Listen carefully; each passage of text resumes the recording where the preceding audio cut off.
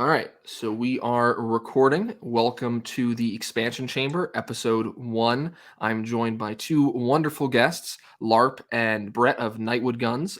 Brett, why don't you introduce yourself? I'm Brett from Nightwood Guns, a micro YouTube celebrity. So, not bragging or anything, but I've got like 8,000 subscribers. And of those 8,000, about 400 watch my videos. And yeah, I like guns.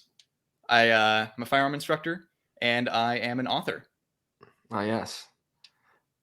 Larp, want to introduce yourself? Uh, I'm Larp at Larperatorkid on Instagram. Also a firearms instructor. I'm even more of a micro niche internet celebrity. I only have like 1,000 followers or something like that. I don't know. I haven't checked in a while. The only people that like my posts are my mom and my girlfriend, and my mom calls me handsome. Also an extreme gun nerd. Yeah, that's about it. All right. Well, you guys know who I am, or if you don't, I don't know why you're watching this or whatever. But let's get into our topics for today. So first, we're going to be talking about YouTube censorship. Right here, Mr. Guns and Gear got suspended like a week ago, I think it was now. He put this video out like 4 days ago, and I'm not going to play the little video, but essentially he got suspended because he threaded on a suppressor and he put a magazine or extended magazine inside of a gun. So, yeah, what do you guys think about that? Yeah, I've had this happen to me. It's funny because all of this started happening. I know QVO Tactical went through this as well. I had one video hit, and it was my Staccato XC video where I inserted a 26 round magazine into the Staccato, and I believe I called it a Stendo.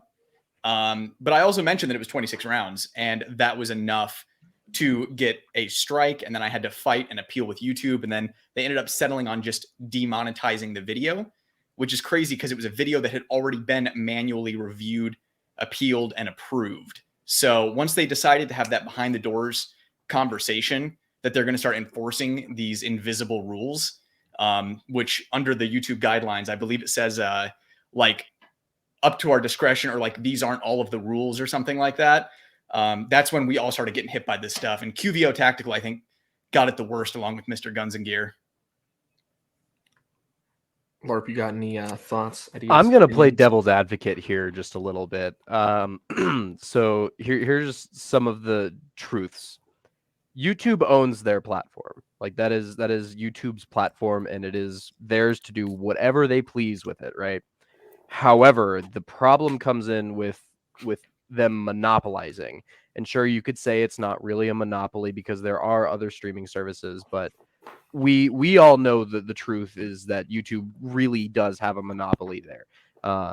There's like Forgotten Weapons has their own website, In Range TV, and if you look at the traffic from there compared to YouTube, nothing, not even close. So YouTube really does have a monopoly on that. So if there was some magical perfect world where we could not have a monopoly there, then I would say great, let YouTube have their own thing and let all these other independent streaming services have their own policies and procedures and whatnot.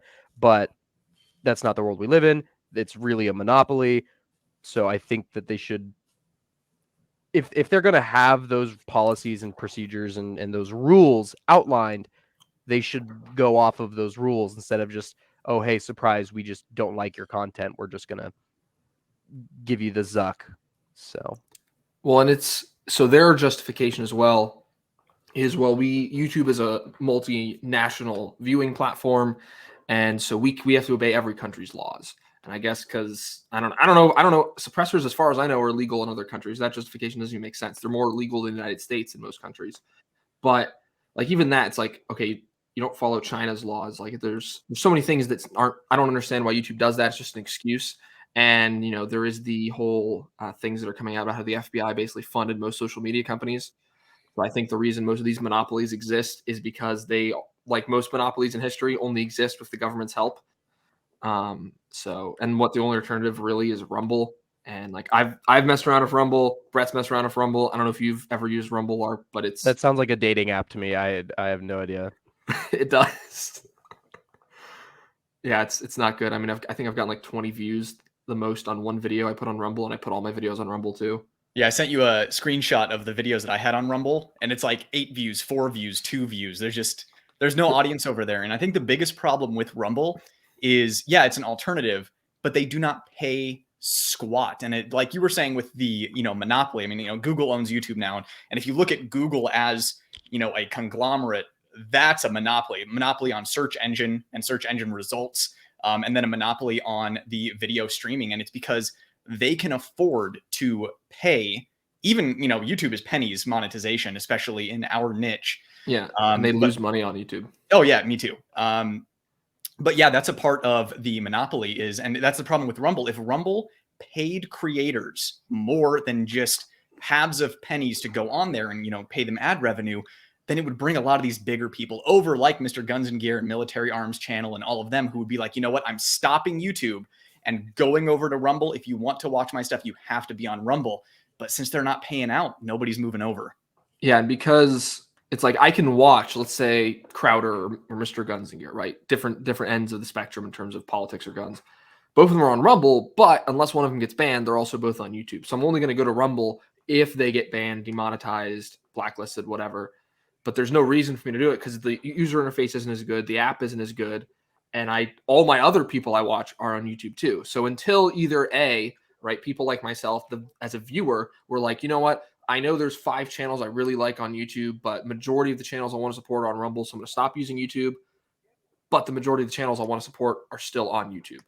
So like something's got to happen. I don't know if YouTube has to get really bad in terms of the way they monopolize and stop gun channels, or if it's just going to be like eventually someone does something. But my guess is YouTube is doing it slowly and steadily, just like how all gun laws have ever been done, where people aren't really noticing or paying attention. And so no one thinks, hey, we should probably move to Rumble and do a coordinated effort. Right. And, you mentioned having to comply with other countries' rules, and that's something that YouTube is doing with silencers and stuff like that. Well, with silencers, according to the YouTube guidelines, and Mr. Guns and Gear saw this, and QVO Tactical as well, the silencer is fine. It's the threading it on that is showing you how to modify a gun to make it deadlier. So you can have cans and silencers and suppressors in your videos. You just can't show yourself threading it on instant strike. Yeah, and it's really dumb because essentially inserting a magazine now can also count as modifying a gun to make it deadlier. Yep. And like YouTube used to be a great environment to learn stuff. Like people used to sell guns on Facebook. That's not allowed anymore, or even gun parts. So it's very clearly over time, different little niches and platforms are being taken away from, the end user. But I think it's being done slowly and sneakily enough where people don't really notice it, right? Where it's like, you can still find gun tutorials and stuff on YouTube. So I don't know what it is. Like I have a couple of videos where there are certain things that YouTube may not like, and I've never had anything, even videos with, over 1,000 views or something. So I don't know what is the thing, why they go after some people and don't. I get Mr. Guns and Gear or anyone large because I'm sure there's someone manually reviewing his channel, but small channels like mine especially, or even yours, which is definitely bigger, but not a giant channel. Oh yeah, by no means. Why, is it, it's not AI. Someone is going in there and choosing that. Yep. Right. I don't think they have AI smart enough for that yet. So it's very odd. Well, the AI, I know, well, I don't know, but I suspect, and talk to other YouTubers as well, they suspect that AI will listen for a certain amount of gunshots in a string, and AI can detect firearms as well. So it's like that kind of will be what during the checks process, when anyone who uploads to YouTube knows this, during the checks process, if the AI catches anything like that, it will put it up for manual review instantly. You don't even get a shot. But if the AI doesn't pick up anything during the checks process, then you're good to go. And that's when, maybe some asshole who thinks that 40 Smith & Wesson is the best caliber on the planet disagrees with you. They'll hit the, report button on your channel, and then that will flag you and send you over to a manual reviewer who will disagree with the AI and be like, hey, this guy inserted a magazine on camera. Boom, done. Yeah, I didn't even think about that. The fact that we're, once again, the gun community likes to eat its own. There we go. I can't speak. So either way, AI or manual review, someone had to tell the AI to look for that. So it's still a decision on their part. A human still told the AI to do that. So yeah, still a political decision on and it's like the brace thing with the ATF. Like we can't go around hoping that we'll skirt by on these little unnoticed things, or the brace was kind of a loophole, almost like, yeah, it's a stock, right? I mean, I'm using this because it's a legal stock to put on my thing. I don't have to register with this unconstitutional organization. So I think for too long we've been skittish as the gun community as a whole, where we're like, oh, we'll just do whatever the most legal and loophole-y thing is to get around this. Okay, how am I going to say this on YouTube without getting demonetized? How am I going to go around these things? And it's like, of course, the other option is, okay, well, screw it. I'm going full bore, doing whatever I want. Okay, now I'm banned off YouTube. Now I'm going to jail. And it's like, how do we meet the balance where we keep our principles, but also we can continue to do what we want to do? And, you know, I think with the pistol brace thing that you mentioned, you know, it's like a pistol brace is, you know, just a stock.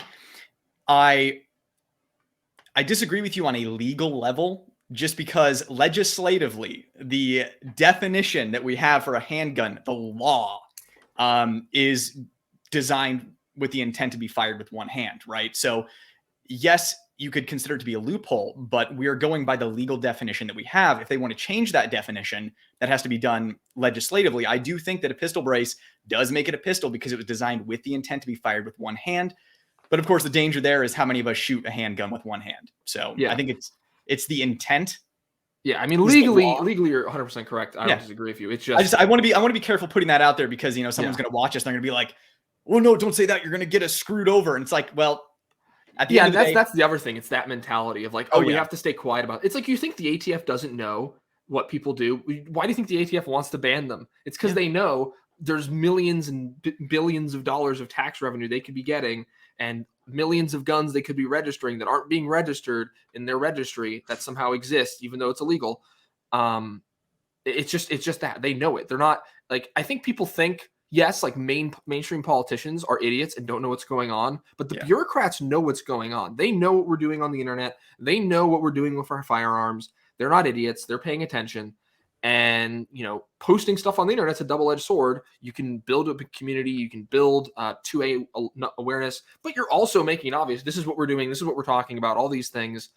And, you know, that's a whole other conversation of like, how do we communicate without putting, you know, how do we bring out information to the masses without giving the information to the bureaucrats? Well, you can't. Right. The ATF actually loses money on every like Form 4 or Form 1 that they ever do. They're losing a small chunk of money. They're not gaining. It costs them more to pay an agent to actually sit there and review it or whatever than they're actually making on that $200. Well, I wonder, because the government's not like a company. So a lot of times, if let's say they spend this money, it comes from a certain discretionary budget or whatever, but the money they get back is they can spend on something else. So the ATF might be where they can spend money and it's like $1 billion, right? They have for, you know, tax stamps and registering guns and shit. But then they have a fund where they only get $500 or something, and it's for like, you know, dog killing. And they really want a bigger dog killing budget. So they get all that from the tax stamps, right? And also people forget the IRS is very closely linked to this as well because the word tax, right? So, but I think it's more of they want the funds for other projects like arresting, you know, law-abiding citizens. And they also want to create a bigger registry, right? Like 100%, they've literally confirmed it now. Yeah, we might screw up your Form 1 when we have this grace period where somehow we're allowing a tax not to occur that we can't do anyways. And if we screw it up and we go past the 120-day period, well, we're going to come arrest you because now you're a felon. Yeah. So. And, you know, I think I heard a lawyer of GOA mention that in the actual language of the pistol brace rule, they said, what was it? That they are going to use discretion to enforce the law, that, you know, discretionary enforcement. And, you know, like that lawyer mentioned, when you get pulled over for going 75 and a 70, an officer can use discretionary judgment to let you off with a warning. But you don't get that discretionary judgment. You can't pull you over for going 70 and a 70. So you're admitting to breaking the law in the first place for them to be put in that position of that discretionary enforcement. So, I mean, you're implicating yourself. You're basically admitting, I broke the law. Please don't put me in prison by going through this process of the free stamp. Yep. Anything else you guys want to talk about in terms of this topic? Just to quickly touch on like how dangerous their extremely vague definitions are with the pistol brace ruling, especially. They say to, like, in order to remain in compliance, you have to remove your brace and make your firearm incapable of accepting that brace again, which is already really difficult to do.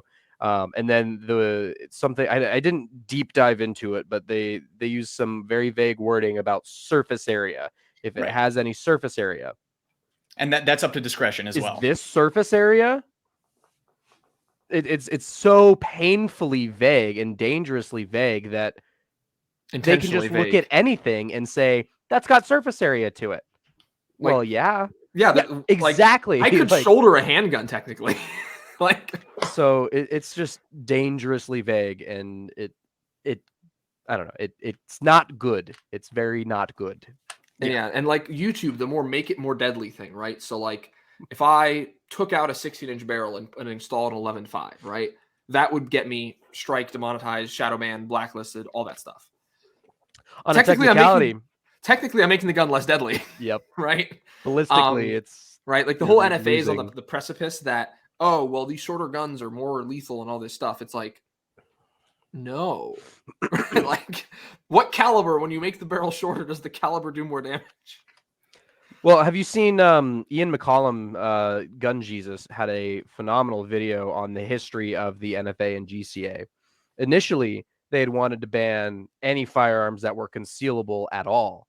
Yeah. And a bunch of lobbyists were like, well, how about we have pistols? And they were like, okay, fine, whatever. The whole reason SBRs and short barrel shotguns were ever even enacted, that was a catch of a loophole that they did before the loophole was created. They wanted to make sure that nobody could take a rifle, chop it down, and go, oh no, officer, look, this is a pistol, or see, this is obviously a rifle, even though it's concealable like a pistol. Like, so they didn't do something like this and say, oh no, officer, look, this is clearly a rifle. But nobody did that. There was no evidence that these laws that were enacted actually did anything. And I know we got kind of onto the tangent of the pistol brace thing, because how could you not? But just, it's like, LARP, you mentioned about how, YouTube is its own entity and it can make its own rules and we have to play by those rules. Totally agree with you. The issue comes into play that when you follow those rules and then they lie that you broke a rule and demonetize you anyways, it's like, what, I'm playing by your rules, but you're, doing this anyway.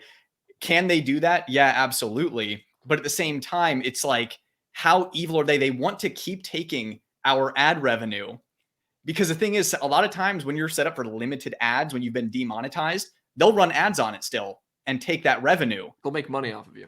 They'll make money off of you still. So it's one of those things where I didn't break any rules in that Staccato XC video. I did not insert a 30-round magazine, which is the rules, a 26-round magazine, but they lied. They said it was a 30-round magazine anyways, and there's no recourse for me.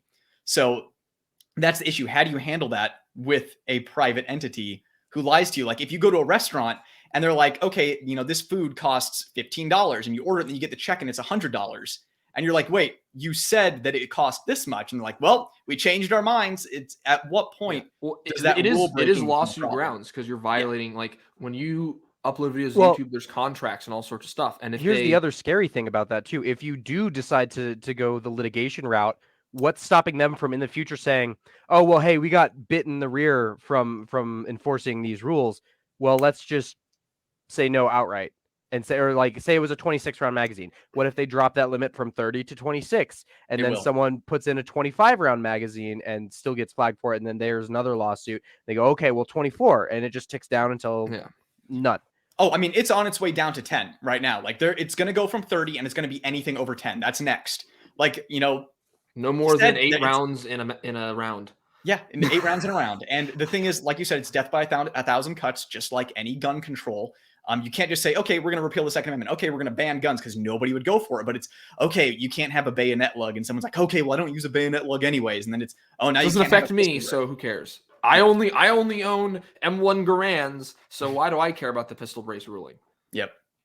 But it's just, it's gradual. And, I think that YouTube sees how well it's working with gun control legislation and how well it's worked over the last 100 years.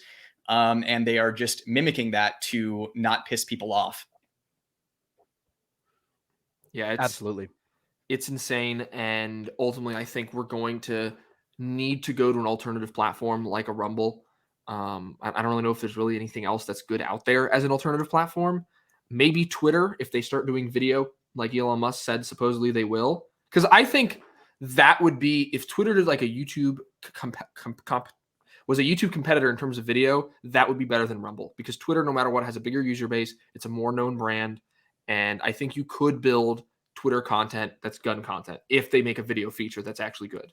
Yeah, I mean, it's all about the user base. That's the problem with Rumble is it's like, okay, we know what Rumble is because we're in that space. We pay attention to maybe the more like freedom leaning sect of independent journalism. We know what Rumble is, but I guarantee if you went on the street and you asked someone what Rumble was, they'd be like, what?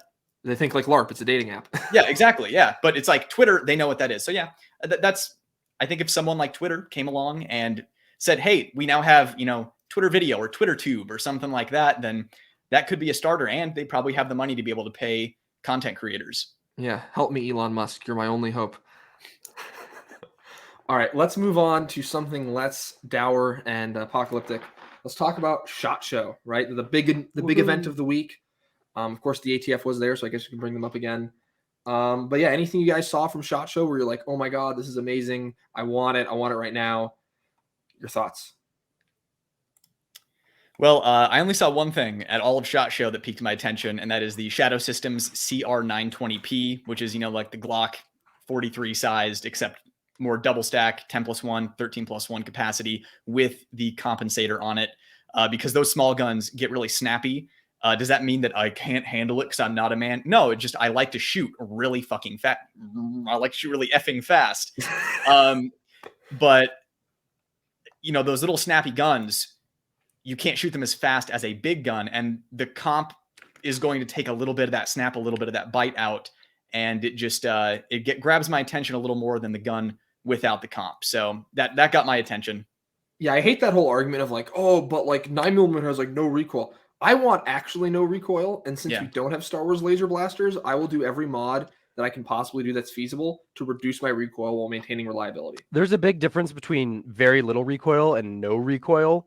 Like a 22, that's no recoil. Yep. Whereas like your AR, that's very little recoil, but it's not no recoil. Excuse me, I'm gonna sneeze my brains off. Give me a second. All right. Well, no, but I mean, obviously, I shoot comp guns, ported guns, all that stuff. The macro that doesn't actually work. And then you obviously love the Staccato XC.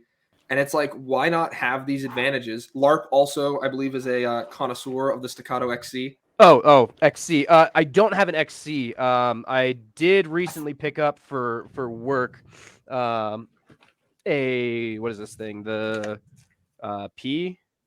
Yeah. Not comped. I do have a comped Staccato, and the funny thing is, I don't like that gun because it's boring to me. I've taken that thing to comps and shot it, and it just did all the work for me. So the most recent comp that I shot open division in was with this thing, and it's got a little teeny tiny micro comp, and it's got the smallest flared magwell ever. And I'm going up against really old dudes that have, like super Gucci'd out race 2011s, and I am still whooping butt with this. And I figured, heck with it. The last day of the league, I show up with my Staccato DVCP, which is comped, and just shred with it. I'm like, well, that was no fun. They're really fun as a range toy. Like, you set up a piece of steel way out there, and you can just like hammer that thing all day long, and that's fun. But taking it to league, it's like, I don't know. I didn't enjoy it too much. I just kind of thought the gun did it for me. So fair. But yes, comp guns, they're lots of fun. As a range toy, they do have a practical purpose if they can be proven reliable.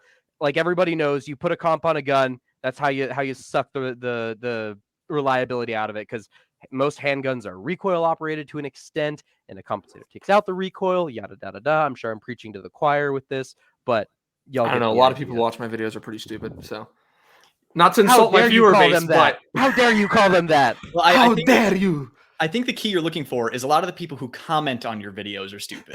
The smart people watch it, hit the like button, and then leave.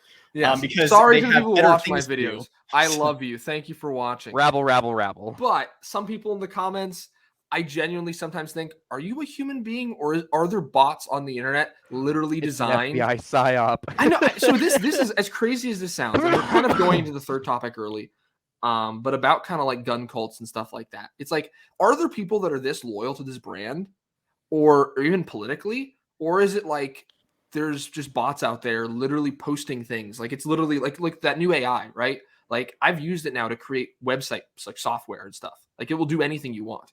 So if it can do that, it can create like, give me a brain dead comment about how SIG's the best and Glock sucks. And I'm sure it'd probably make like half the things that are in my comment section. So it's kind of interesting. Like, are these real humans or are these bots? They're probably real humans. Yeah. I've met with them and interacted with them in real life. They exist. They're out there. And it's like, the thing is, yes, are the AI bots out there saying stupid stuff? Absolutely. But on like these gun videos, I've interacted with too many people. And the thing is, even to some extent, like when you first get into guns and you're really excited and, maybe you don't have a lot of money and you save up, and you spend $800, which is a lot of money on this device that you have selected through your hyper intelligence and ego to defend your life and the life of your family, your wife, your children, your mistress. This is what you're going with. And then someone's like, I have this gun and it's a rust bucket. I carried it and it gets so rusted, it just locks up. They go, all of a sudden, that like you're attacking their ego. You're attacking their choice of defending their family, and they get really emotional about it.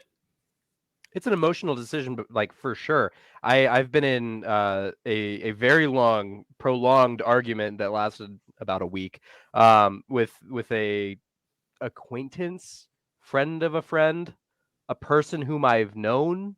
I don't know. Very, very removed. Haven't talked to this guy since, but had a whole debate about birdshot in home defense. And they were so emotionally invested into that. And I'm like, I've sent him so many resources, so much real life accounts and evidence and video footage.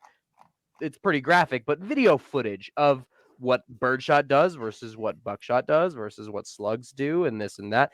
And he's like, but my birdshot. And I'm like, on his end, there was no evidence backing his claims. There was no, it was strictly an emotional attachment to it.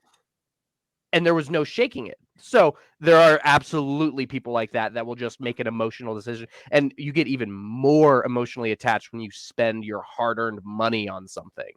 Like when you bought a Rock Island Armory or something. No, but the I've seen this a lot. Like I used to be a lot in the political sphere, not as much anymore because that it sucks. But the people you see who like, the left, right, has these emotional arguments and they have no evidence to back it up, but it's like, nope, this is it, right? All white people are racist or guns are the worst or whatever.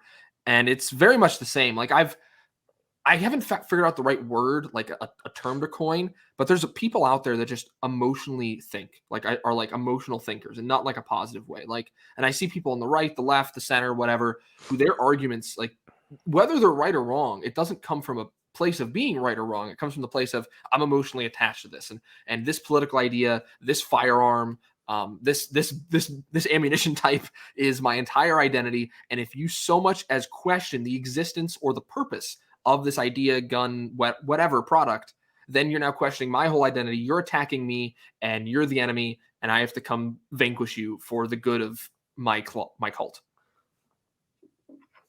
Yeah, So, no, that's 100%. And speaking of the cult, the SIG cult, my favorite cult to interact with. I think at this point, like I was very skeptical at first, like of the 320 thing, right? Because people are saying, oh, it was going off in their holsters, but it's like all cops. And, I'm not anti-law enforcement by any means, but cops lie and people lie in general. And especially when your job involves a firearm, if you have a negligent discharge, that looks bad. So why not blame the gun that no one trusts? And that was my assumption. But the more and more things I was seeing YouTubers that I thought, I like Genghis Khan, right? I've watched a couple of videos, seems like a cool dude, and apparently he has witnesses. And then there's something else I saw, I can't find the article, but this individual had a video of their SIG 320 going off. It's part of a lawsuit, so they haven't shown it, but apparently they have video evidence of the gun going off on its own inside of a duty holster. So I don't know. I mean, at this point, and my video that came out Most recently about the macro, it's like I just don't trust it personally. I know still carries his macro. I don't think the 365 platform's as bad as the 320 platform, but I'm like, Sig, you know what? I'm taking a vacation from you. Come back, in a couple of years when your guns don't castrate people. Yeah. So here's what I have to say about the 320. I think that because I think they made like their millionth gun a few years ago. So there are hundreds of thousands of these SIG P320s out there. And of those hundreds of thousands, how many of them are going off? Virtually none, more than like Glocks, for example. But here's the other thing that I have to say. How many people actually use their guns enough to know whether or not that would happen? And you get a lot of these people that are going to buy SIG P320s and they think putting 300 rounds through it is a lot. It's like a torture test. Yeah. And, maybe the vast majority of people, we know this, will buy a gun, not gun people, but people who buy guns will buy a gun, load it up, put it in a nightstand and never shoot it ever. So how many are out there that we honestly don't know that if you put, 500, 600, 800, 1,000, 3,000 rounds through it, that something might trip in there that would cause an unintentional discharge or accidental discharge. How many people actually have enough rounds through their 320s? I think there are a lot of people who have a lot of rounds through 320s and they're fine. But the question is, what's the percentage of the ones that have a problem? Is it of those, million guns out there? If it's even 1%, that's a lot of guns. And it's like the 365s. Like I think I sent you that video of that FCU that guy bought from SIG, and like it was doing the same thing from Tactical Advisor, where you had to shake the gun for it to go off. And it's like that to me is almost worse than the gun going off on its own, because okay, now I'm in a situation I need to defend my family or myself or my loved ones. And hey, by the way, your gun's not going to shoot. You're dead, right? Yeah. Like, I think those are equally as bad, because the gun could just kill you, or the gun could kill you because it can't kill the person you need to kill. And here's another point. I mean, the number, say SIG only had one bad gun. Say you take a sample size of like 100 and there was only one, which is still like relatively really high. But for this example, just one out of that 100. It's like the poison apple thing, right? If you had 100 apples, would if you knew one of them was poisonous, would you pick that? Probably not. But we're seeing a lot of poisonous apples coming out. And it's not just one of their. This is the thing as well. If it was just the 320s, but now the 365s have had problems since their inception, right? There was the striker drag thing, and they're like, "Oh no, we fixed it." Just like the 320, there was the drop safe thing. Oh no, we fixed it. But from what I'm seeing, and I'm not an engineer or a gunsmith or anything, but from the way these 320s safety system is in the striker, right? Because most striker guns fully cock the striker. Glock is one of the few that has the safe action where it's half cocked. And people have demonstrated where if the striker drops half cocked, it's not enough energy to set off most duty primers. Hence why Glock is very safe. It has so many safeties. But a 320, that striker's fully cocked. If it gets released, it's going to set the gun off. And I was watching a breakdown, maybe I'll pull up the video, but I'm lazy, so I probably won't, of the spring in there that holds the striker can get caught up with gunk, and the locking mechanism won't fully engage, and so the striker can just drop on its own. I think I posted it on my channel in like the thing where you get to post like other people's videos. I'll see if I can pull it up. In the meantime, so here's a funny thing on the topic of SIGs. This is not my SIG. A friend of mine was shooting it, and it just like rapidly disassembled itself on the range. So he brought it to me to put it back together, and still has to come pick it up. And this buddy of mine, no shade thrown towards him, but he doesn't shoot like we shoot. He's the kind of like, if he can get out to the range once a month, go him. That's even a lot. That's a lot, even for most people. Going out once a month is a lot. Yeah. So I guess he's not doing too bad. But exactly. Most people are like once a year, maybe twice a year. That hurts. I know that's the case, but it hurts. I choose to not believe that. Yeah, maybe not like people, maybe not people who are active gun people in the community like us, but just your average everyday person that went, during the pandemic, bought a gun. Yeah, even there's average so many carrier. people that think that just having a gun is some magic talisman, and just having it in your house is gonna. Or taking one class. It's like if you take one BJJ class and then try and fight like an MMA match, and it's like, bro, you're gonna get your ass destroyed Just like if you think going to the range once and getting some training from some FUD that tells you the dumbest shit ever, that's going to help you. Like That tells you to buy a pink small frame revolver. yes, and also 3 yards, 3 shots, 3 seconds, all that stuff, right? Like the gun counter oracle crap. And the issue is we're seeing a big influx of gun owners, and I think almost a decrease of education. I think the modern thing is I don't need to learn anything. I know everything. I have the internet, but no one actually uses that resource. They just believe the first thing they see. And we have this entire culture now of uneducated gun owners that don't train or don't know anything. And yeah. Yeah, I mean, I like to give people the benefit of the doubt. Obviously, there are people out there that do not train, but I equate learning how to shoot a gun well, and especially defensively, to learning how to play an instrument. You know, the intentional practice is more important than learning the lesson, because you can go to like a guitar lesson, the same exact lesson once a week, every day for 3 months and not learn anything. It's the time that you go home and you practice the chords over and over again every single day of your life. That's when you get really good. And that's what makes the difference is people will go to a class and be like, boom, I did my due diligence, I'm good. When in actuality, it's that consistent, intentional practice of good technique that makes the difference. And a lot of people, it's expensive to do. It's time consuming. You know, it's like people have jobs and families and all this stuff. How do I get out to the range?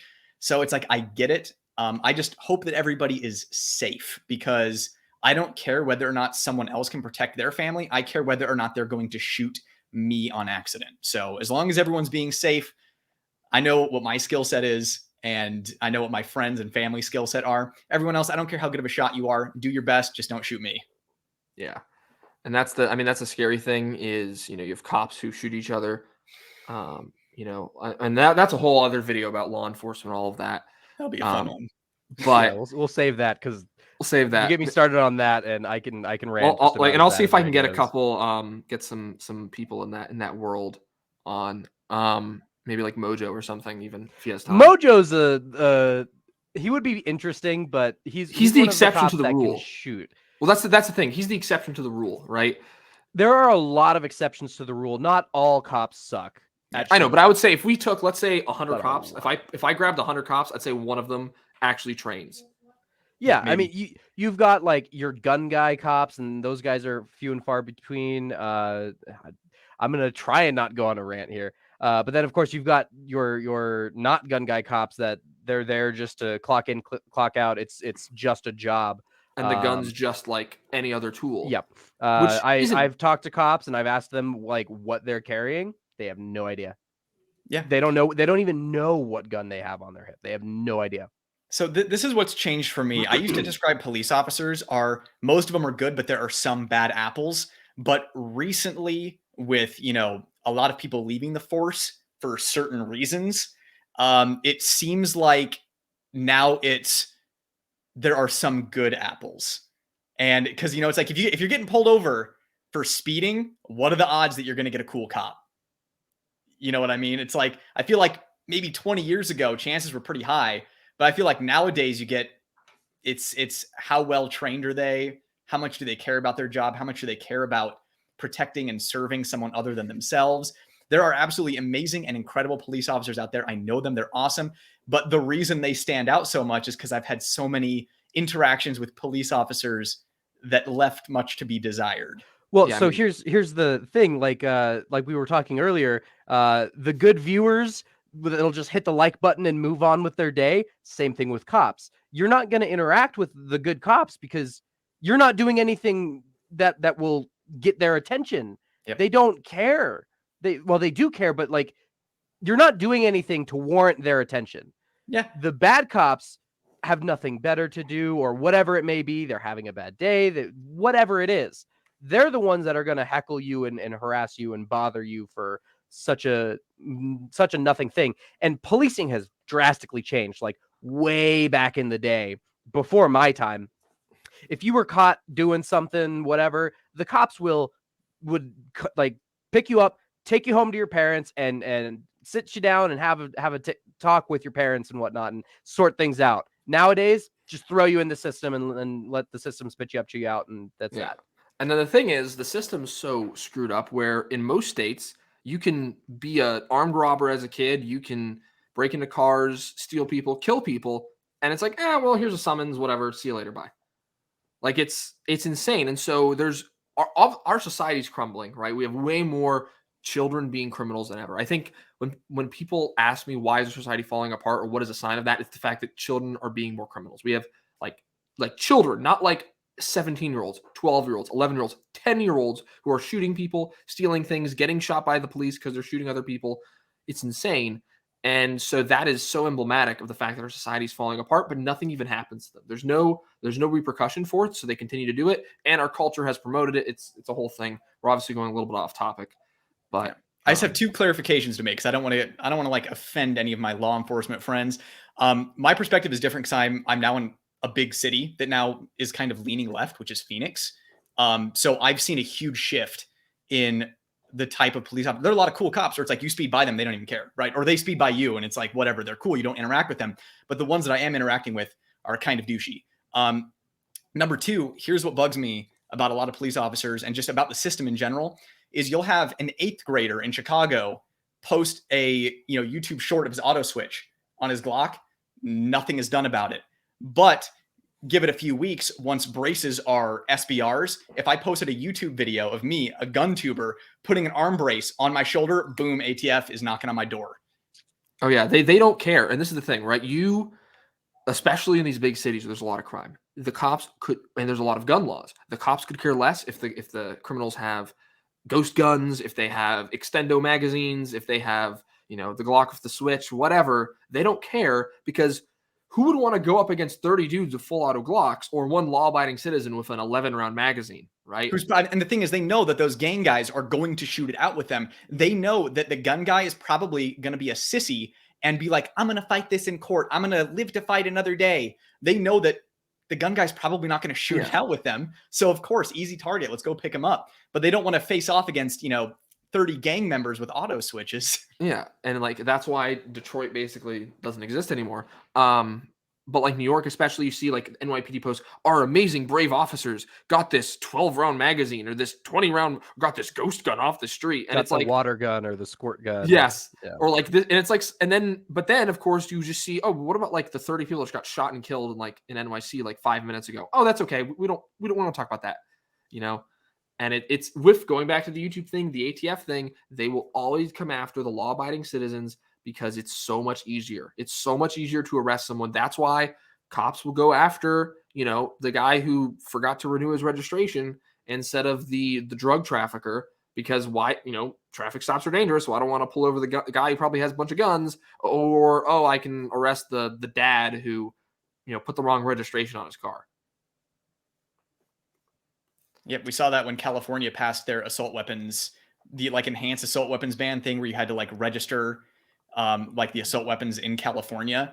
You had people trying to register them legally and making a mistake on the paperwork, and next thing you know, there's 30 cops showing up at the dude's house searching for the item, and it's like dragging him and his family and his kids in their underwear outside of the house and tearing it apart. I mean, it's ridiculous. Obviously, we have a huge problem with federal law enforcement versus local, smaller sheriff's departments and stuff like that. But yeah, if we didn't have local law enforcement, our country would be so much worse. Like most European countries, it's one, like Germany. I've spoken to some people in German law enforcement, and not to say anything about those individuals, but they said it's all statewide police, it's all national police, right? It's just like the military, so there's no, oh, I really care about my town. It's like tomorrow you could go work on the other side of the country. It's like if I could work in, New York one day and California the other, I have no allegiance to my state. The beauty we have in the United States and a couple other countries is, well, we have actual city, county, locality, town, municipality police. So at least they maybe give a shit a little bit about the people versus I work national or state police. I don't care about someone who lives in this, podunk town. I don't care about Bob and his shop. I'll shut him down because of the COVID restrictions. Who cares? It's true. So anything you guys like to chat?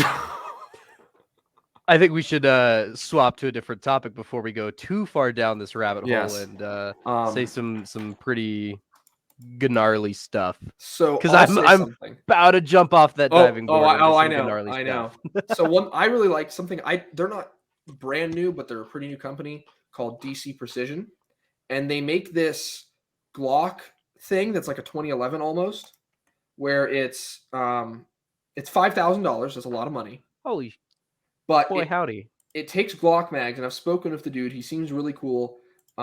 It's this custom frame, steel frame, aluminum grip module thing. It takes Glock magazines. It has a different lockup than a standard Glock. So like you have like a 2011 has really good barrel lockup. It has a pin right here. But it has this built-in comp. And he's also working on trying to integrate a 2011 trigger into it instead of he didn't say 2011, but like a much better trigger than a Glock trigger. And I don't know, I never seen it before, and I was like, this is really cool because there's the Oracle Arms or whatever gun where it's like it's a 2011, but it takes SIG mags, and I'm like, I don't see the point because SIG mags are like $60 anyways, and staccato mags are $60. So why would I get this new platform that's not just another 2011? So now there's even weirder parts compatibility than a normal 20. Like I don't see it, and everyone's hyping it up. And I'm like, what? Because it's ambi? Like, there's like 5 people in the world that are left-handed anyways, so who cares? Wrong-handed. Correct. There's such thing as left-handed. It's either right-handed or wrong-handed. They're hyping it up because they're being told to hype it up. I think you're right. You know, especially a lot of these more shill channels. I will say another cool thing is this thing right here that is a reciprocating barrel 308.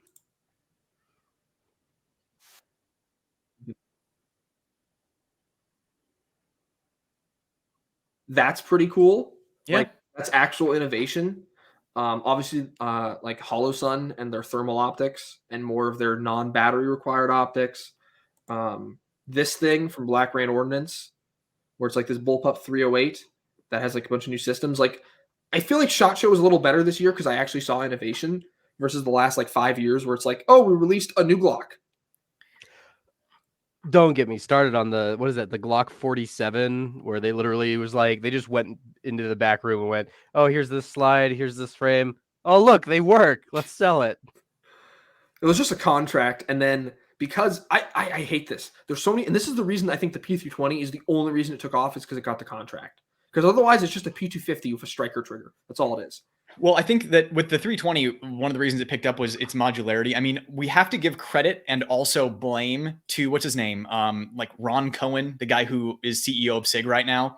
He came over from Kimber. He was the guy who put a million different awesome models of Kimbers, like Desert Warriors and Raptors and all this stuff out there. And that was great for marketing and getting people's attention. And wow, look at all these new models. Wow, I like Kimber. I'm going to buy all of them. But also he's the one that drove quality control into the dirt. He comes over to SIG, and now what do we have? Spectre,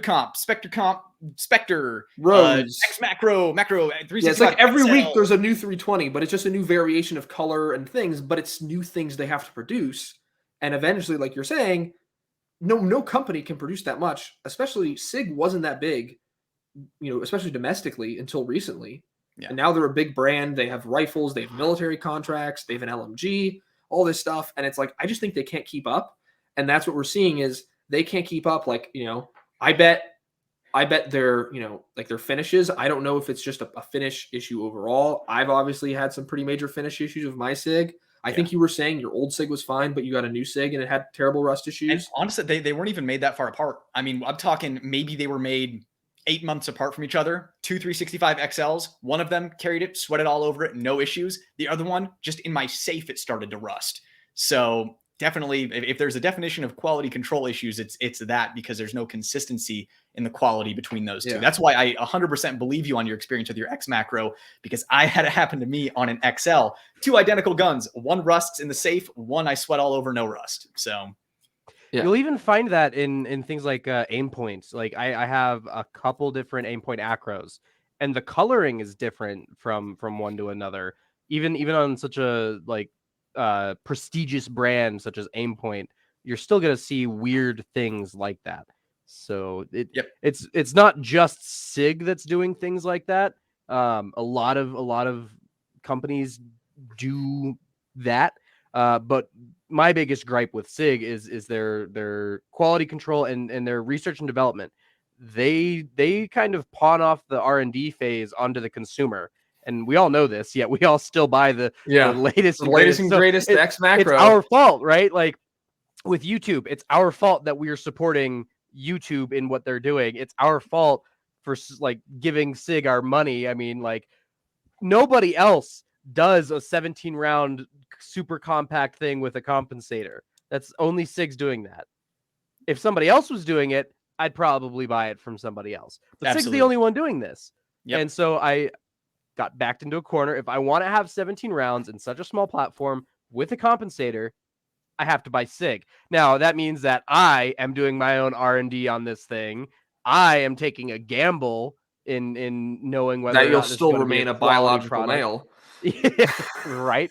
And all kinds of things like that. So it's one of those things. It's their fault. It's scummy that they're doing it, but we're giving them money to keep doing it.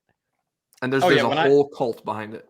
When I posted my P320 Spectre comp review, I got one of the first ones that was not like sent to the YouTuber. I like went out and bought one. I found the first one first on the list because I wanted to do a review of it. And I did this review and it was incredible. Everything was good. The finish sucked. But what I found out in the comment section is I apparently got the only functioning P320 Spectre comp in existence because it cycled 115s all day long. My comment section is just full of like, mine won't cycle 115s, mine won't cycle 115s, mine won't cycle. What brand did you use? I'm like, dude, I use like Blazer Brass and like Federal and S&B, and it cycled all of them. I've never malfunctioned. Everyone's like, dude, I can't even, it jams every 3 rounds with 115s. And I'm like, well, I guess I got the only working one ever. So, well, I'm sure you could, when you sell it, you can get a great title, actually working SIG products. Yeah, seriously. Yeah, right. Comped guns are really funky like that. Like I'm a big Mojo fangirl, is the age appropriate word there. And Mojo built a Glock 45 with the Parker Mountain Machine comp. So I'm like, I've got to do it. So I did it. His runs flawlessly. I've talked to him a time or two and I'm like, hey bro, what did you do internally to that thing? Like, did you change out the spring to get it to sight? And he's like, nah, dude, it runs fine. Yep. I don't shoot this gun anymore because like for a while it shot great. And then just one day it just flipped a switch and now it doesn't feed anything. And I put a brand new OEM spring in it. Still nothing. So comped guns, they have ghosts inside them that just, when they work great. But one day they'll just decide that they don't want to anymore. So there's this individual on YouTube I know. It's a smaller channel, but he made this video on this product from Radian, and it's this spring thing, and it's modular, and it's like it's not too expensive, and it can help with a comp gun. I think it's called like. Are you talking about the Ramjet or the? No, I think it's called like Dark Oak Firearms or something. Is his YouTube channel name? Dark Willow. Dark Willow Firearms and yes, Shadow Willow maybe. Anyways, I'm making a joke. Brett has a video on it. It's this thing Radian made. It's a companion kind of to the Ramjet, and it's a spring that can be like a 13. You can talk about it better because I don't have one. Yeah. So first of all, like there's a reason I'm an advocate for the Radian Ramjet and Afterburner combo, and it's because it's 100% reliable. If they were in stock, boy, howdy, I'd have one. Have you looked into the Agency Arms Sage Dynamics compensator? Yeah. So I'm telling LARP here. Yes. I've just got the PMM. That's the. Anyways, Brett, I'll stop interrupting. So the Radian Ramjet Afterburner, 100% reliable. At least mine was, but that's what you hear from everybody else as well. 100% reliable with the factory spring. Now, here's the thing: it does not perform quite as well as the PMM comp. PMM comp tames it a little more. However, the Afterburner is I'll take reliability any day over that. Now, what you're talking about was the compressor from Radian, which I also have, where you can quickly change out recoil springs from I think it comes with an 18, a 15, and a 13, so that you can kind of tune it quickly to whatever ammo you're shooting through your comp. Now, the Radian doesn't need it. It functions with all springs. I found it functions best with the 15. But yeah, that's why I like the Radian so much. Yeah, it's not the best performing compensator, but it's the most reliable. I still have to test the Agency Sage comp, but I know you with the Agency Sage, you were having trouble with offhand shooting. Like if I limp wristed it essentially. Yeah, but I was sitting there limp wristing that Ramjet all day, especially after you told me that, and it was just running 100%. So yeah, so here's the funny thing with this gun, right? I can shoot it one-handed, no problem, and it cycles. Like I can limp wrist this thing, cycles. but my grip is so weird. I grip high, and I'm not riding the slide per se, but I am like touching it ever so barely, and that just kills it. Yeah. That So that it takes out probably enough needs a different spring then. to stop it. So Maybe it's undersprung. I don't know. what it I'm not needs is a gunsmith. ramjet. Yes. I need Concurred. that, but it's not in stock because even on Mojo's 45, he went away from the PMM, went to a ramjet. So in order to be clone correct again, gotta have a ramjet. No, I like, so the agency for me, I, I've tried recently. I'd never taken a new shooter to try the ramjet, but I had a brand new or the ramjet. I'm sorry, the agency. But I took him to shoot first time shooter, and I gave them my agency comped gun to shoot because I'm like, it's comped, a little less recoil, might be a little bit nicer for a newer shooter. And malfunction. I shoot it, no problems. I'm like, okay, they're a brand new shooter. They have weaker hands, not as good. Give them a 34, no problem. So there's definitely that reliability thing. Obviously, for me, I'm like, it's fine, but there is that thing of I have seen like shootings and stuff like that where someone barely has the grip on the gun. Hence why people don't like grip safeties on 2011s. That's one of the arguments against it. Is if I don't get that full grip and that's all I've got, and I got to make that trigger press, is my gun going to be reliable? Everyone says, "Oh, you train around that or whatever." Until it I happens hate to that them, mentality. I hate the train until it around happens thing. to them, they'll preach train around it, train, and then it happens to them once, and they're like, rabble, rabble, rabble. So Yeah. It's like, yeah, I mean, I could probably train around like chopping my leg off. Doesn't mean I'm going to go do it. Like, Well, and here's my thing, especially like with 2011s with the grip safeties. I learned as a child, as I started shooting when I was 5 years old, but I started shooting bigger guns when I was like 8 years old. I learned on 1911s. I have never had a grip safety issue in my entire life. And 1911s, I shot pretty much exclusively until I was about like 18 years old, because it's like all my dad had. So like I don't have that issue, but somebody coming over from like shooting a Glock, their entire childhood and going into adulthood, then they go over to a 2011 or a 1911. That's where those problems come into play. So I'm coming at it from a Glock because I started on Glock. I'm a Glock guy. There's a Glock family here. But shooting competitively, and actually no, I don't know why I grabbed this gun. It's a 2011, whatever. I was shooting single stack for a competition, and it's not always a holster thing. Sometimes you're doing a table pickup, sometimes you're doing whatever. And like in real life, like if you drop your gun, you have to pick it up from the ground. And if you're trying to do that really quickly under stress, you might get a shitty grip. And I did once. And I'm like, oh no, that's a problem. Yeah. So coming out of a holster, never a problem. Never, ever has it ever been a problem. But coming off of a table, off the ground, or like say you set it in like an ammo box or something like that, something where the like a drawer of a grip, nightstand. yeah, exactly, something where your like draw stroke or your like building the grip process isn't super consistent. I can see how that can become a really big liability. But it's a give and take. There's no perfect and I'm not anything, necessarily being I'm like waving guns anti around. 2011. It was just an example. But with no, you flagged me. But with like the agency comp, for the agency comp, I've kind of relegated it now more towards range stuff for now, just because I'd rather not. If something happens, I'm in a struggle or whatever, and I barely have a grip on that gun, right? Like I've done like hands-on stuff, right, with just like blue guns and like airsoft guns. I'll shoot someone and have the world's worst grip. I don't care. You're 2 feet away from me. I'm just gonna shoot you as fast as I can because you're about to kick my ass. So there is that reliability thing, and ultimately, we're seeing all this like the Shadow Systems gun that you like, right? This guy here, I wonder how reliable it is in terms of limb bursting and stuff. Now it's engineered to the comp, so that gives me some security to it. Now I will say I shot one of the early DR 920Ps. They're this thing right here. I shot one of these. A Shadow Systems rep came to my local range. I was there, and he was like, yo, do you want to shoot this? Because he was friends with one of my friends. And I'm like, okay. And it was this thing right here. It was the most unreliable piece of crap ever. It wasn't to the comp, to be fair.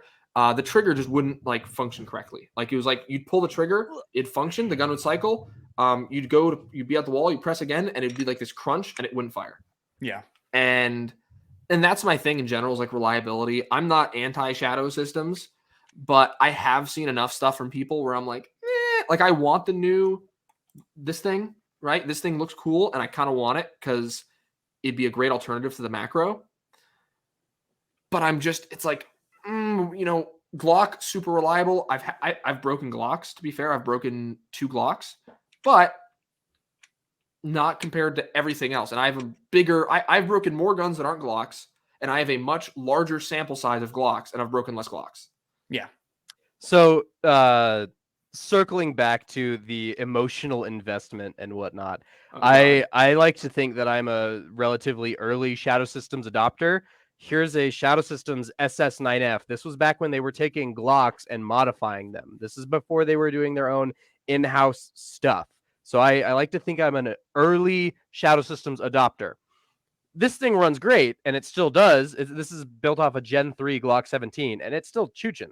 No problems. I've had to replace a bunch of parts. I broke a few strikers, a few ejectors. I actually had to like resharpen the slide catch on the frame because I rounded it off. All kinds of stuff. I've replaced almost every part there is in this thing. It's really not a Shadow Systems anymore. But at one point it was.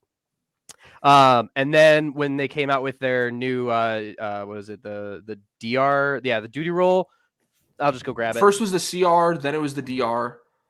The Yes. 19's the CR, the full size of the DR. I bought a CR. I have 2 DRs and I have a CR. And I love these things. They are awesome. I love them so much. This was back when they first started doing their own in-house. When it was the 18s or whatever. Well, so there's I have a 918, I have a 920, and a CR 918, a CR 920, and 2 DR 920s. But this was like the first run of the DR 920s. You're in the Discord. You've heard all of the problems that people have been having with Shadow Systems guns. Yep. As of late. And so what I think has happened is the demand skyrocketed because it's a relatively affordable Gucci Glock, and people love their Gucci Glocks but don't want to build them. And I mean, that's kind of part of the reason why I went with Shadow Systems. Is, well, the biggest reason was because of their optics plate, but that's a topic for another time. But initially their demand was low and they could push out a really good product. Their demand has since skyrocketed, and I don't think that they can really quite keep up with that demand without starting to cut corners and make things not so great. So it would be really interesting to see this compared to one that rolls off the lot today, if there's any difference at all. And it sounds like the issue a lot of gun companies are having, because people forget that the last 2 years during all the lockdowns and the riots and stuff, gun purchases skyrocketed. And and I'm sure lots of people went out there and they're like, what's the best gun I can buy? I'll spend all the money, right? So I think even the higher end companies like a Shadow Systems are like, okay, Glock's cool, but this apparently is a better Glock, so I'll go buy this. And they've had tons of business. And I think it's not a bad thing that they're getting business and that people are buying them, but like SIG is claiming to have, like Shadow Systems is having. I've heard other companies are also having some QC issues because, like, I heard BCM had a bunch of problems at one point during 2021. And Smith & Wesson revolvers right now, the worst. Ugh. Especially Performance Center. Pretty much everyone I've seen is horrible. Yeah, I think every company is trying to grow so much as the gun world's growing, and they're just not growing. And even gear companies, I've had some like gear that I've bought where I'm like, this doesn't like I had some Cries, and I'm like some Cry products I've bought, like different companies. I've bought things, or I've had like bad orders coming in more than normal. Now, most companies are good. Like I had a bad order from Velocity Systems. They fixed it, sent me a cool swag package, all this stuff. But I've just noticed, like in general, everything's the quality isn't there that I saw when I first got into the firearms world, really seriously, like 5 or 7 years ago now. So were you buying guns at all, like around the time Sandy Hook happened? I didn't buy I think I bought like my first gun, or was in that process like 2017. Okay, so because Sandy Hook was the first time that this happened in my lifetime, when there was a huge run on guns. It was the worst quality control I'd ever seen in the gun industry. For about 2 to 3 years, it took them to sort it out. I would say out of 10 guns that I bought, 6 would have to go back. And that's, similar to what's happening now. I don't think it's as bad, because I think a lot of these companies have ramped up production to the point where they can still, if you get 10 guns, you might have to send 2 back or 3 back, versus how bad it was before. But that's just what happens. They can't keep up with demand. And because of that, it's like, push it out, push it out, push it out. And when all the parts are going by on the conveyor belt and you have the quality control people looking at it, it's like, They're like, okay, we have a quota to meet. We can't look at every Oh single yeah, part. so this is not in firearms, but I had a friend who worked in a lab, like a QC lab for a company that does like milling and machining and stuff for like car parts. And they would get in arguments all the time with their production team because they're like, yeah, this is not meeting standard. But the manager for both floors would be like, nope, pass it anyways. Yeah. Because we have to meet quotas. And I'm sure that's happening in the gun world. And this is the thing as well, is you have so many companies trying to innovate, like SIG, but can you make a functional gun first? Like you can't, like Glock, everyone's like, Glock needs to innovate. Glock needs to do something new. I used to be in that camp, but now I'm like, you know what? I'm totally fine with Glock just being the same thing over and over again because I can buy a Glock. It's going to work. It's a simple system. There's a billion parts out there and it's not very expensive. Magazines cost like $10 versus every other platform out there where I'm spending out the ass for magazines. Parts are impossible to find. If I want to find some special thing, it's going to cost me an arm and a leg. So it's like I'm good with the Glock system staying simple, but reliable and safe. Okay. Don't get me wrong. I'm Team Glock, but we can't just gloss over the early gen 40 cal Glocks that were exploding. Glock But isn't. it's isn't 40 cal. no- Who cares? True, but still, Glock is no absolutely innocent angel saint Oh yeah, either. like the Glock 44 is a giant steaming pile of shit. Even when you look at such great companies like Glock, you'll still find that. It's anywhere you look, it happens. Oh yeah, and like I've had my Glock 48. The striker broke at like 5K rounds, right? And now this was after a lot of rounds, like maybe close to 20K, because this Glock 19 I've had for years. The actual trigger spring snapped, right? So the trigger wouldn't reset on its own. Not good. Like these are catastrophic failures.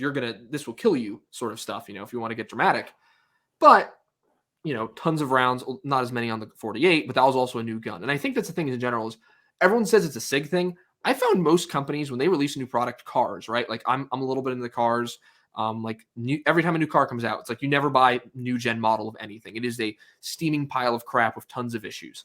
And it's a consistent thing across industry in general because even video games, right?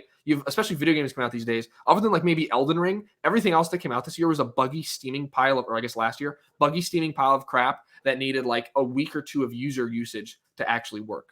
So I think the thing is no company wants to invest the time and money into having that level of testing. And no company's employees are as stupid as the consumer base as well. So I think some guns break because maybe not stupid. They're going to treat the gun differently or the product differently than the consumer base is, right? If I work for SIG, I might treat my gun a little better, my testing gun, than a consumer would, right? Like I would clean my gun, but I'm not babying it. I'm not fully field stripping every little part out and lubing it and greasing it every 5 minutes. But I wonder, even though they might have 10 bazillion rounds through it at SIG in the factory, how exaggerated is its maintenance, And here's the biggest problem. And we said this a little bit ago. We're enabling it. Oh yeah, The consumers are enabling it. Like we're rushing out to buy the new Glock, the new SIG. I went out and bought the new thing. Yeah, the new Toyota, whatever. You're rushing out to buy it, and it's like, of course you don't want to make these companies fail, and you're like, this is a cool idea. I want to support the company, but at the same time, well, I don't want the first gen, thing's going to get me killed in the streets or whatever. Yep. So I want to smack you. Don't get you killed in the streets. No. So is there anything else you guys want to mention? SHOT Show, gun cults, YouTube, anything else of today's topics and discussions? I just want to see quality control get better. Yeah. It's like I was telling you I got an EPS carry, a HoloSense EPS carry that I wanted to test out on a P365 XL. And I sold mine, so I borrowed my dad's because he still has one. And I went to take the optic plate screws out, and they were so over torqued from the factory that the screw has just stripped.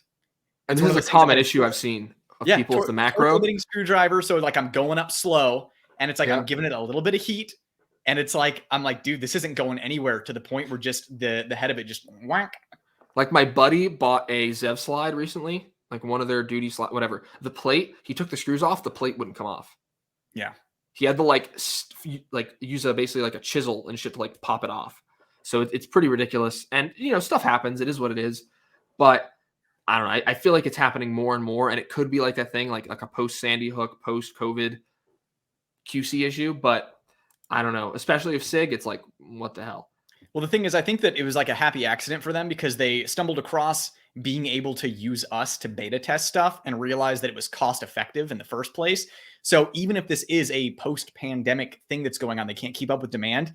They're going to keep doing it because it's cost effective for them. It saves them money because they know that that so many people are going to buy their gun, load it up, put it in a nightstand, and the thing is going to break on the next shot, and they have no idea, and they'll never know. So it's not going to get sent back. It's like how many people are like us that And we're actually putting, go out and like, like I put over consume all 2K these rounds to things. the macro, right? And it's like And you even look at collectors, right? It's like I'm the person who's going to buy every single model of P320 out there. I'm going to collect them all. and Is I'm that guy shooting out of shooting them. all of them? Yeah, but it's like the thing is, let's say you have 30 P320s.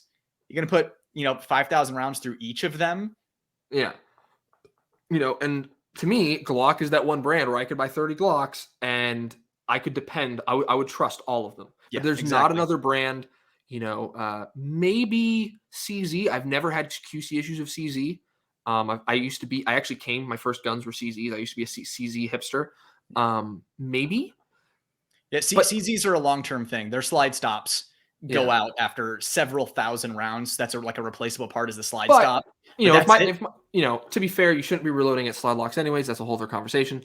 But there's very few 2.0s. Yes. So I have heard people having QC issues with some M&Ps as well lately. But overall, I've heard good things about M&Ps, and I actually might be working on a video if I couldn't carry a Glock or something like that and talking about the M&Ps because I think they are the best alternative on the moment. But I think we're going a little bit further time-wise. I don't want to take up your guys' time too much. But Larp, where can people find you, subscribe to you, stalk you, all that good stuff? The only social media I've got is at Larperatorkid, all one word, on Instagram. My Instagram is private, but if you request to follow me, I'll probably accept it. That's about it. I keep a relatively low presence, but that's about it. All right. And Brett, where can people find you, subscribe to you, stalk you, all that good stuff? Nightwood Guns on YouTube and Nightwood Guns on Instagram. All right, guys. Well, thanks for coming on. This was episode 1, so we'll have bound to have many more episodes with these friendly faces and many more. So subscribe, like, comment, add to the conversation of all the wacky stuff we just talked about. Thanks for listening, watching, guys, and we'll see you later.